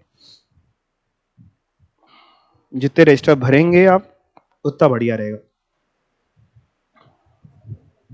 अमीर हैं तो अमीर वाले रजिस्टर खरीद लीजिए, और नहीं तो आप तौल वाले भी आते हैं, परेड वगैरह मिलते हैं तौल के रफ वाले, वो भी खरीद के घर में प्रैक्टिस करने के लिए रफ वाला काम कर सकते हैं। चलिए आगे, चलिए जी। अब अगला टॉपिक क्या है, आखिरी टॉपिक है इसका बेसिकली। देखिए हम लोग ने जब डिबेंचर का रिडेम्पशन शुरू किया था तो आपको याद होगा हम लोग ने पढ़े थे 4 तरीके होते हैं डिबेंचर के रिडेम्पशन के। ये एक पेमेंट इन लमसम, ये हम लोगों ने सीख लिया। दूसरा पढ़ा था इंस्टॉलमेंट्स में पेमेंट, ये भी सीख लिया। चौथा वाला सीख लिया कन्वर्जन वाला। कौन सा सीखना बचा है? ओपन मार्केट से कंपनी अपनी डिबेंचर्स खरीद रही है। जब भी कंपनी अपने खुद के डिबेंचर्स ओपन मार्केट से खरीदती है तो या तो खरीदते ही तुरंत कैंसिल कर देगी या खरीदेगी एज अ इन्वेस्टमेंट, या तो तुरंत कैंसिल या एज अ इन्वेस्टमेंट। अच्छा, एज अ इन्वेस्टमेंट अगर लेगी तो बाद में या तो रीइश्यू कर सकती है, दोबारा बेच सकती है, या बाद में कैंसिल कर सकती है। तो हमें तो क्या करना होगा, जैसा क्वेश्चन कहेगा वैसी एंट्रीज करेंगे। आइए पढ़ते हैं, बहुत ध्यान से पढ़ना पड़ेगा ये टॉपिक। ये रहा, purchase of debenture in the open market. A company if authorised bye articles of association can buy its own debenture in the open market.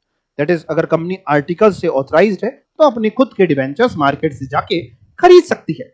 The debenture so purchase, जो खरीद के लाए, या तो क्या करेंगे, can be use for immediate cancellation, या जिसको आप रिडेम्पशन भी बोल सकते हैं, यानी तुरंत कैंसिल कर देंगे। जाहिर सी बात है, तुरंत कैंसिल करे तो इसका मतलब आपने क्या कर दिया, रिडेम्पशन कर दिया। तो एक तरीका तो ये, दूसरा तरीका क्या है, और ये दूसरा तरीका है, और फॉर इन्वेस्टमेंट, ये एक तरीका है। ये देखो, इमीडिएट कैंसिलेशन या रिडेम्पशन ऑफ डिबेंचर कितने तरीके हुए, ये एक ही है। तुरंत कैंसिल करना बोल दो, या भाई तुरंत कैंसिल करने का मतलब क्या हुआ, रिडीम हो गए ना एक तरीके से, उतने नंबर ऑफ डिबेंचर कम हो गए।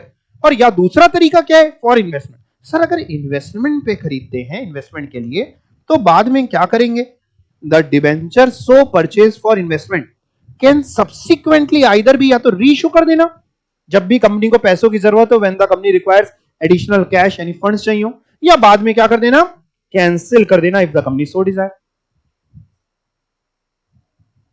यानी आज या तो तुरंत क्या कर लो, ध्यान से समझो, आज क्या कर लो, आप अपने डिबेंचर ओपन मार्केट से खरीद रहे हो तो आज क्या कर सकते हो, डिबेंचर आप परचेज कर रहे हो ओपन मार्केट से, तो क्या कर सकते हो, या तो आप तुरंत उसको इमीडिएटली क्या कर दोगे, कैंसिल कर दोगे, या उसको एज अ इन्वेस्टमेंट रख लोगे। इन्वेस्टमेंट पे रखोगे तो बाद में क्या करोगे, या तो बाद में कैंसिल कर दोगे या बाद में रीइश्यू करोगे। ये जो हम एज अ इन्वेस्टमेंट खरीदते हैं ना डिबेंचर्स, एज अ इन्वेस्टमेंट, इसको हम लोग बोलते हैं ओन डिबेंचर्स।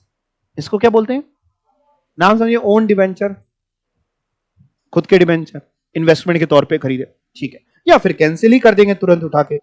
चलो देखते हैं जरा,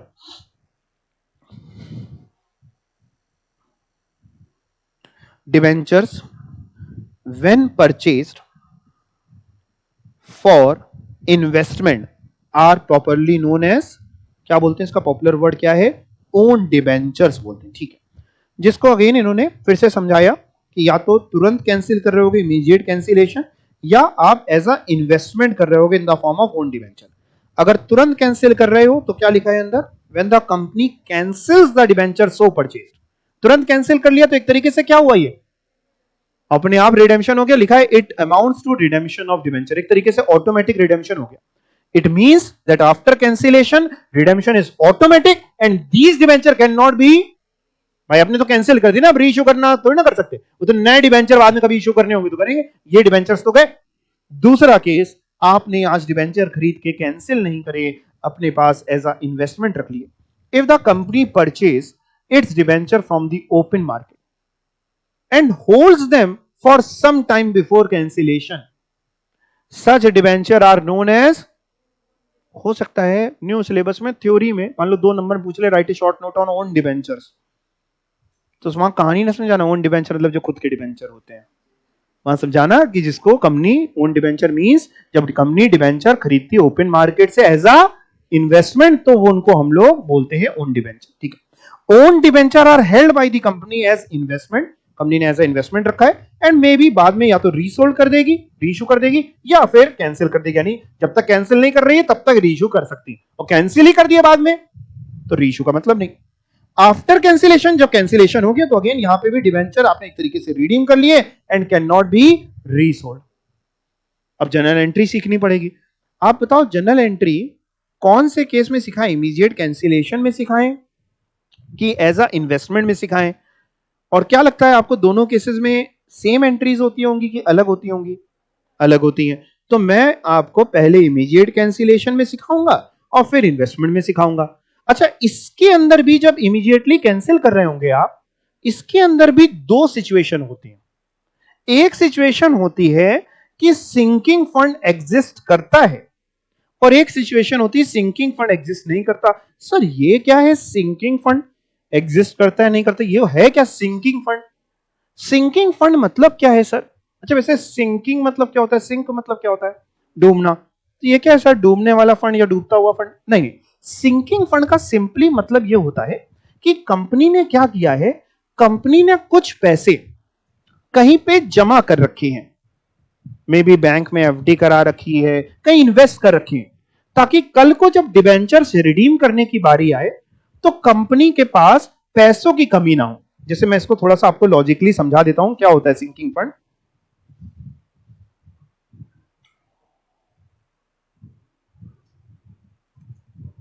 अब आ रही है आवाज?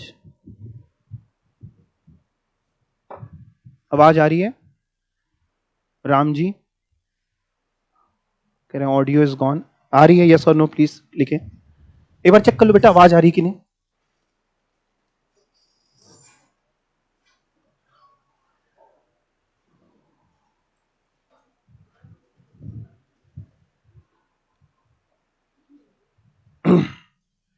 आवाज आनी चाहिए वैसे.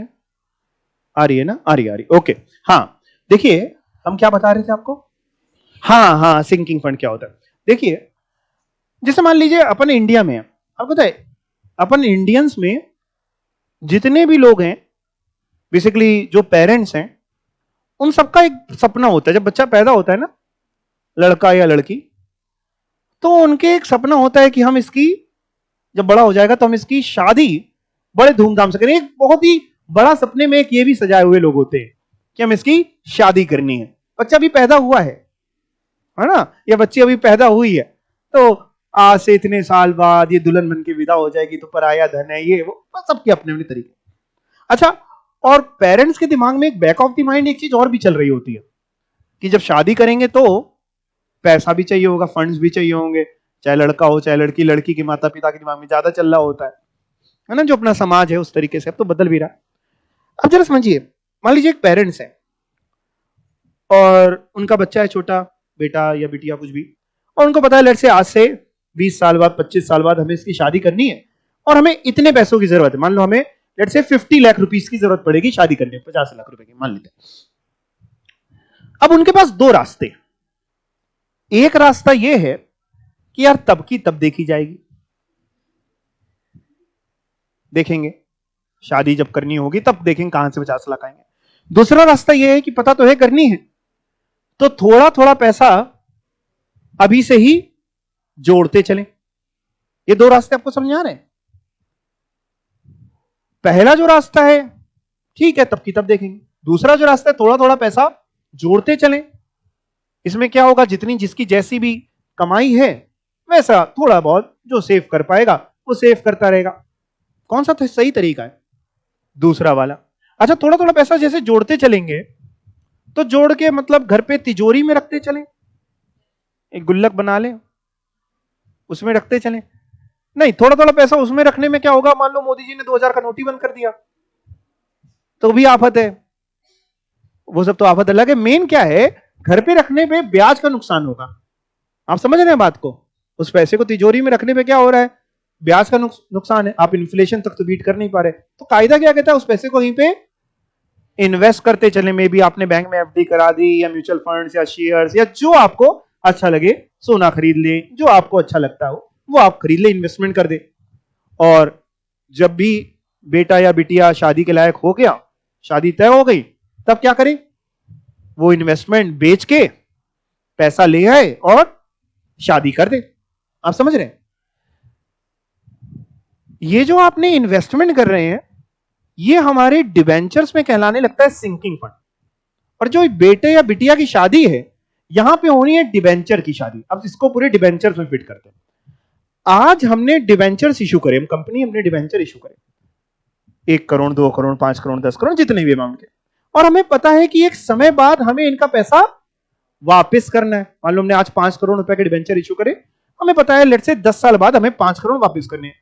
तो अब एक तरीका यह है कि यार आज हम कुछ ना करें, तब की तब देखी जाएगी 10 साल बाद 5 करोड़ कहां से आएंगे।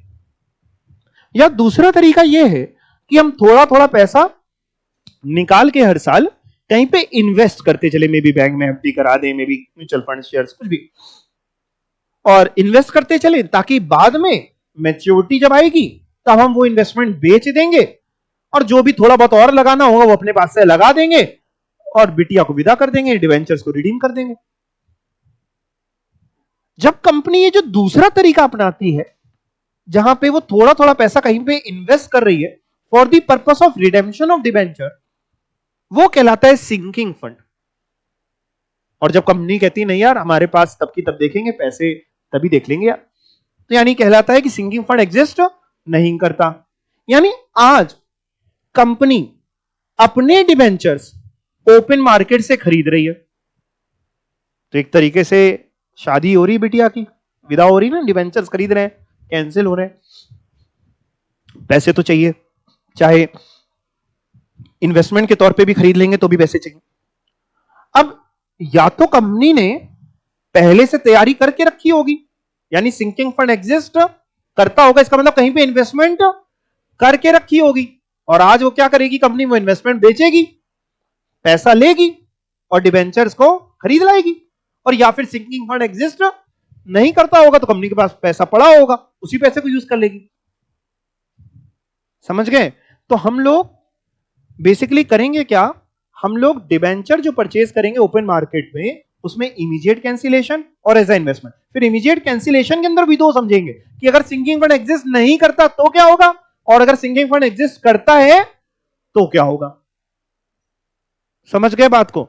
अब पहले के साथ क्या सिखाओगे, पहले ही सिखाऊंगा कि अगर नहीं करता है तो क्या होगा। मतलब हम क्या करने वाले हैं, खरीदते ही ओपन मार्केट खरीद रहे हैं, तुरंत कैंसिल कर रहे हैं और सिंकिंग फंड एग्जिस्ट नहीं करता है। चलो अब चलते हैं जरा,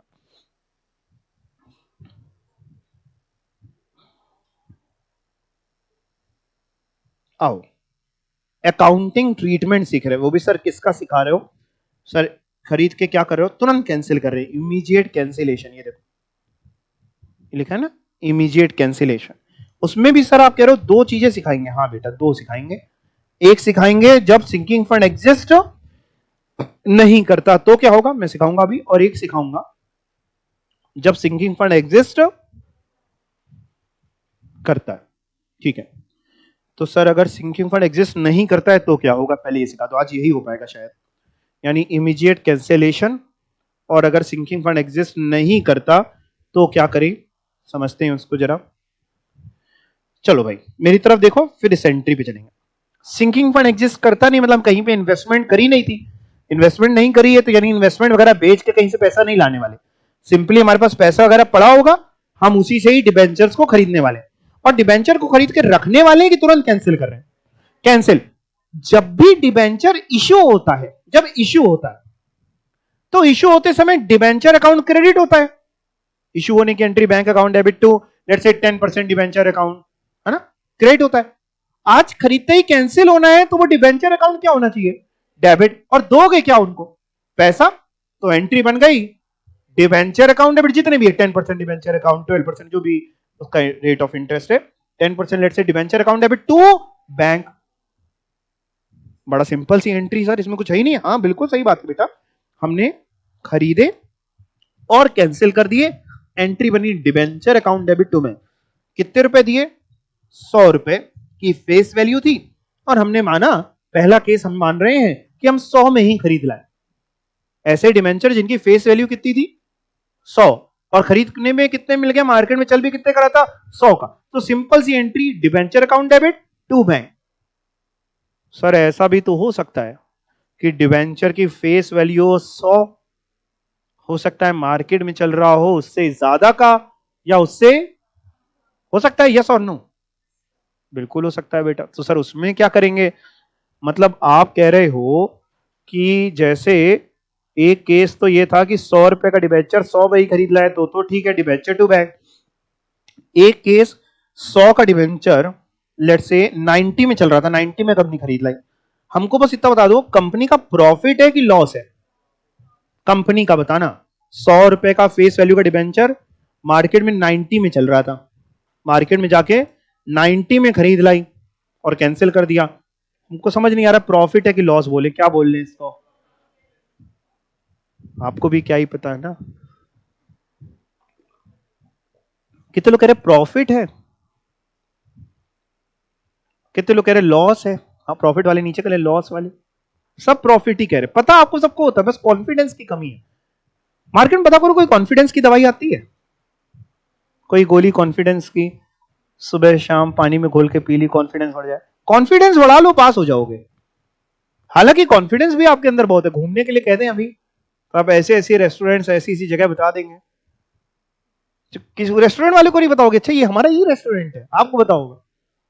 पढ़ाई के रिलेटेड आता है तो फिर कॉन्फिडेंस बिल्कुल ढीला हो जाता है। खैर बिल्कुल सही है, प्रॉफिट ही है। 100 रुपए की चीज 90 में कंपनी को मिल रही है, कंपनी के नजरिए से कंपनी बुक्स में एंट्री हो रही प्रॉफिट। सर अगर प्रॉफिट है तो जरा सुनना, हम डिबेंचर जो डेबिट करेंगे, debenture account debit let's say 10% 12% जो भी है, वो तो सर फेस वैल्यू से ही करा जाएगा, नॉमिनल वैल्यू से 100 से। लेकिन देना तो हमें कम है सर, टू बैंक में कितना जितना देना है, कितना देना होगा 90।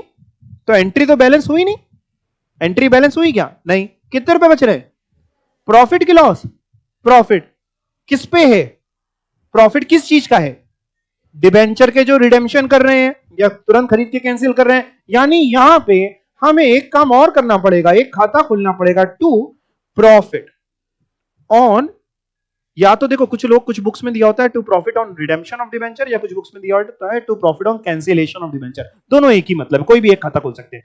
तो to profit on let's say redemption of debenture, कितने रुपए का प्रॉफिट हो गया, 10 रुपए। आइए देखते हैं प्रॉफिट की एंट्री में सब लिखा हुआ है, सब लिखा है कि अगर प्रॉफिट हो जाए तो फिर एंट्री क्या होगी, डिबेंचर अकाउंट डेबिट में तो फेस वैल्यू ही आएगी 100, टू बैंक में देने पड़ रहे हैं 90, to profit on redemption of debenture 10।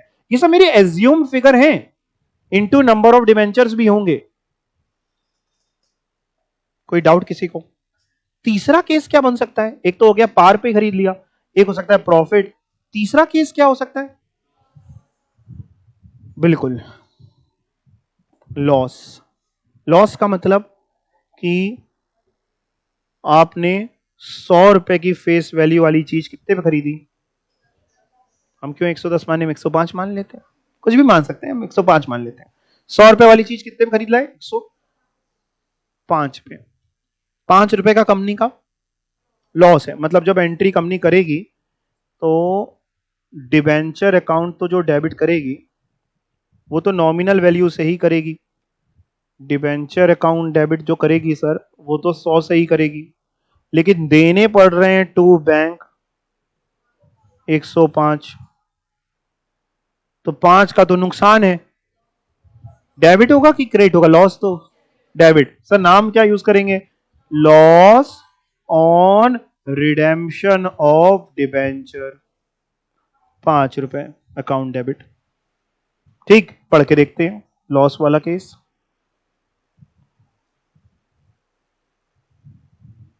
ये in case of loss, debenture account debit 100, loss on redemption of debenture account debit 5 to bank.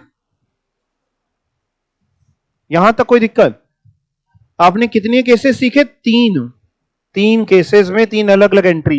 ये तीनों होंगी किसी पर्टिकुलर क्वेश्चन में कि इनमें से कोई एक होगा? कोई एक होगा, वो तो हम लोग पढ़ के देख लेंगे कि हम कितने में खरीद के ला रहे हैं। 100 रुपए की चीज 100 में खरीद के ला रहे हैं, तो ना ही प्रॉफिट ना ही लॉस। एंट्री होगी डिबेंचर, मेरे साथ बोलो, debenture account debit to bank.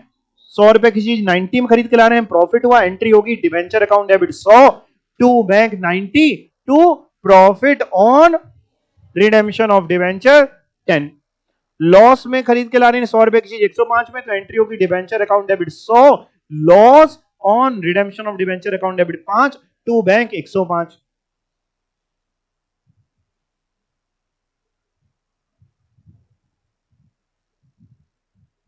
वापिस आओ प्रॉफिट वाले में। प्रॉफिट में आपने एंट्री कही debenture account debit to bank to profit on redemption of debenture. ये जो आपको प्रॉफिट हुआ कंपनी को, ये प्रॉफिट कैपिटल नेचर का लगता है आपको कि रेवेन्यू नेचर का? कैपिटल नेचर, रोज रोज तो उन्होंने डिबेंचर के रिडेम्पशन पे वो कैपिटल नेचर। अगर कैपिटल नेचर का प्रॉफिट है तो इसको शिफ्ट कर देना चाहिए, ट्रांसफर कर देना चाहिए कैपिटल रिजर्व में। मतलब एक और एंट्री करनी पड़ेगी प्रॉफिट के केस में, क्या? Profit on redemption of debenture to capital reserve 10 रुपए 10 रुपए। Profit on redemption of debenture to capital reserve 10 रुपए 10 रुपए। सर ये कहां लिखी हुई है?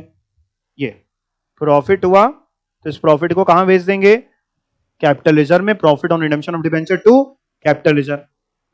और अगर लॉस का केस था, वापस इसमें आ गई, ये डिबेंचर अकाउंट डेबिट किया था, loss on redemption of debenture debit किया था टू बैंक है। ये जो लॉस है, पहले तो ये कैपिटल नेचर का है कि रेवेन्यू नेचर का है? Capital nature. अब आपको इसको राइट ऑफ करना है। अब राइट ऑफ करने के लिए सर किससे राइट ऑफ करें? अब आपके पास बहुत सारे ऑप्शन है, जैसा क्वेश्चन बोलेगा। अगर क्वेश्चन कहता है कि भैया आप इसको पीएनएल से राइट ऑफ कर दो, तो एंट्री होगी PNL account debit to loss on redemption of debenture. Capital reserve से राइट ऑफ कर दो, तो एंट्री होगी capital reserve account debit to loss on redemption of debenture. Security premium से राइट ऑफ कर दो, security premium to loss on redemption of debenture. बात समझ में आ गई? पक्का? और साल के आखिरी में एक काम और कर देते हैं। क्या काम कर देते हैं सर? जितनी नॉमिनल वैल्यू के डिबेंचर आपने कैंसिल करे, उतनी नॉमिनल वैल्यू डाल देते हैं डीआरआर में। हालांकि अब इसकी कोई टेक्निकली जरूरत नहीं बची है, बट इन्होंने बुक में यही लिखी है एंट्री, तो आप ये सीख लो कि नंबर ना काट ले, क्योंकि अब जो है 10% के बराबर बनाना है अनलिस्टेड कंपनीज को लास्ट टाइम आपको बताया, बट कह रहे नॉमिनल वैल्यू, आप यही सीख लो। यानी साल के आखिरी में एक एंट्री और कर देंगे, profit and loss appropriation account debit to DRR, debenture redemption reserve, जितनी नॉमिनल वैल्यू के खरीद के आपने कैंसिल करें। नॉमिनल वैल्यू, जितनी नॉमिनल वैल्यू। अब मेरी बात सुनना, रिवाइज करते हैं।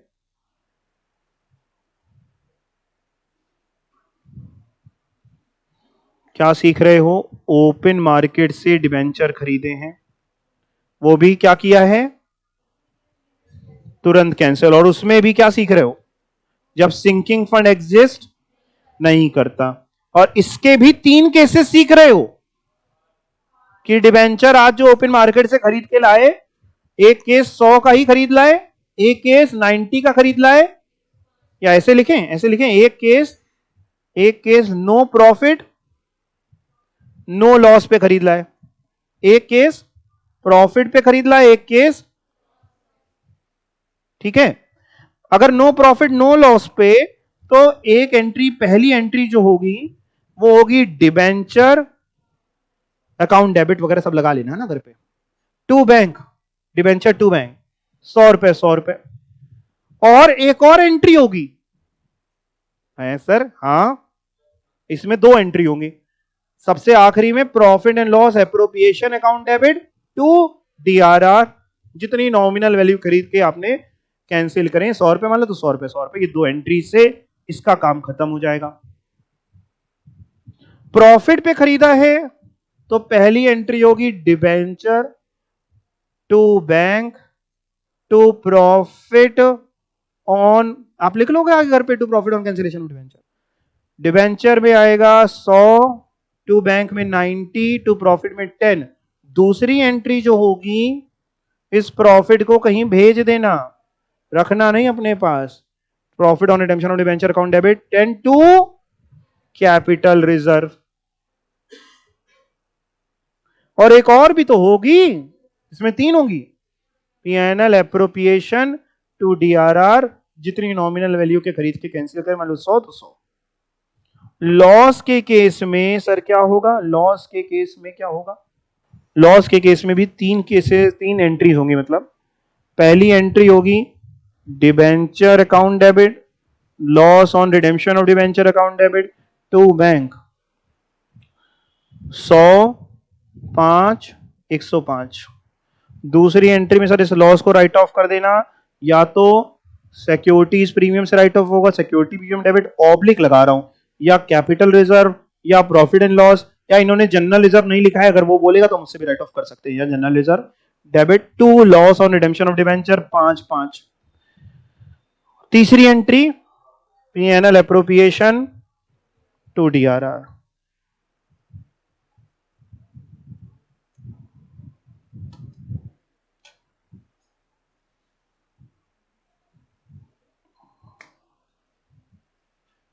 तो है एंट्रीज बहुत सिंपल।